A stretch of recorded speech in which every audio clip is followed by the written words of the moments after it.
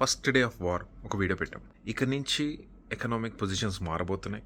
World కావాల్సిన 20% of crude oil is coming from strait of Hormuz. That is under control of Iran. Strait of Hormuz అనేది Gulf of Oman connected to Arabian sea, Indian ఓషన్కి ఒక route width 21 miles.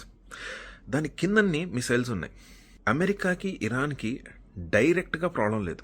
Problem is between Iran and Israel is controlling America. అందరికి తెలిసిన విషయమే. కానీ చాలా మందికి సహా యూట్యూబర్స్ చెప్పేకి భయపడుతున్నారు. Most of the Americans are not happy with this decision. But having said that, ఒక చిన్న మాట చెప్తాం. అమెరికాకి రైట్ నో ఉండే అప్పు ఎంత తెలుసా? $38 ట్రిలియన్. ఒక్క నిమిషం. $1 మిలియన్ ఈజ్ ఈక్వల్స్ టు 9 కోట్లు. Okay, 1 billion is equals to 1000 million. 1000 billion is equals to 1 trillion. So $38 trillion అంటే ఎంత? అది వీళ్ళకున్న అప్పు.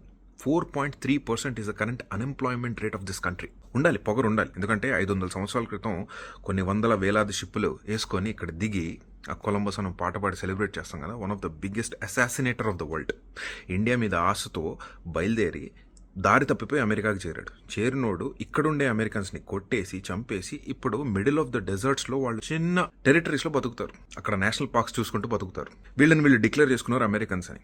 ఇలా 200, 300, 400 సంవత్సరాలు ఇండస్ట్రియల్ రెవల్యూషన్ దాటుకుంటూ వచ్చి లాస్ట్కి it will be the next big thing అన్నప్పుడు, అరే మన దగ్గర ఐటీ ఎంప్లాయీసే లేరే, ఏం చేద్దాం? ఇండియా నుంచి ఇంపోర్ట్ చేద్దాం. ఇండియాలో ఐటీ ఇండస్ట్రీని ఎవరు నిలబెట్టించారు? Jawahar Lal Nehru.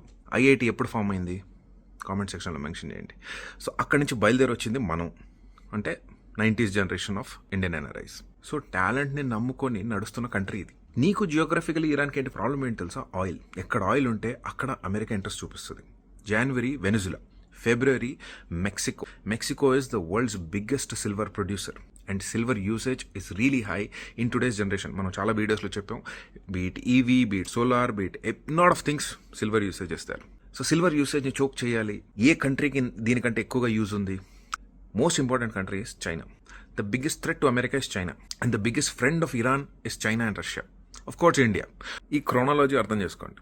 First Venezuela capture అయింది, క్రూడ్ ఆయిల్ మీద హోల్డ్ తెచ్చుకున్నారు. నెక్స్ట్ సిల్వర్ మీద హోల్డ్ తెచ్చుకున్నారు. Third important point, oil of Iran. 20 to 22% of global oil, and India and China remain the biggest buyers of oil of Iran. So ఇప్పుడు చైనాని కంట్రోల్లో పెట్టాలి అంటే Mexico, చైనాని కంట్రోల్లో పెట్టాలంటే ఇరాన్ కదా. ఇరాన్ లాంచ్ చేస్తున్న ఒక్కొక్క missile is approximately worth around only $20,000 and ఈ ఇంటర్సెప్ట్ చేస్తున్న టెక్నాలజీ ఏదైతే ఈజ్ వర్త్ అబౌట్ $4 బిలియన్. ఈ డబ్బంతా మిడిల్ ఈస్ట్ కట్టింది. మిడిల్ ఈస్ట్ అమెరికన్ నమ్మి కట్టింది. ఇప్పుడే ఒక గ్లోబల్ స్లోడౌన్లో ఉన్నాం. ఉండేవాళ్ళకి జాబ్స్ లేవు, తినేవాళ్ళకి సరిగా తిండి లేదు.